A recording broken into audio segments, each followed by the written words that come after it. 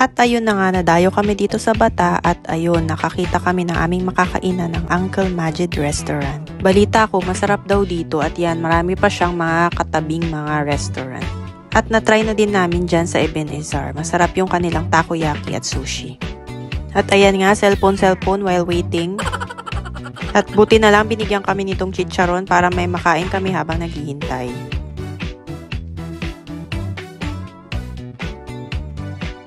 Matry nga din itong chicharon. In fairness, masarap siya at malutong. Syempre, chicharon, malutong talaga yan.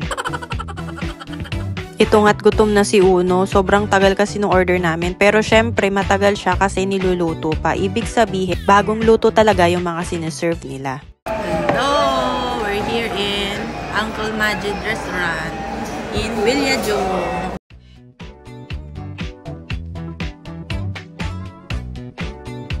Dumating na nga yung aming order. Ito sa akin, lomi. Tapos kina Isa at Uno barbecue. At yung kay Daddy Adlay, itong bacolod chicken inasal. Tara, kain!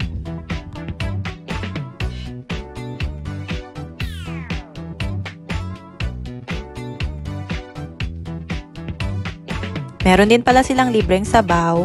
Ayan. At free iced tea na din. So, sulit sa 25 SR.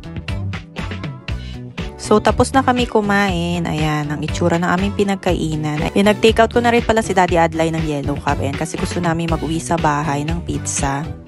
Ayan, at papunta na nga kami sa kanilang store para pick upin yung aming in-order. And yan, ang dami palang katabi nitong Yellow Cup. Meron yung, ayan, yung Ebenezer yung kanina. Tapos may albaik. And then, ito yung soon to open ng Kenny Rogers. Ayan, so kakain kami dyan pag nagbukas na.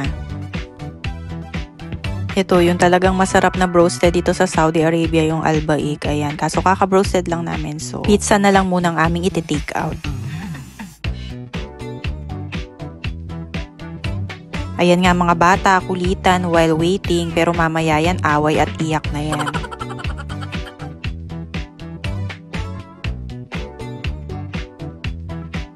Yay! Andyan na yung aming order. So, bye-bye for now and see you on our next vlog.